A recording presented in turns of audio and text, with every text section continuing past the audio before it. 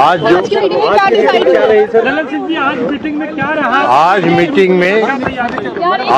Meeting में विपक्षी एकता के बारे में जो सहमति बनी हुई थी उस सहमति पर विस्तार से चर्चा हुई और विपक्षी एकता के लिए सभी दलों की बैठक जगह और समय और तिथि ये 1 से 2 दिनों में तय करके आपको बता दिया जाएगा।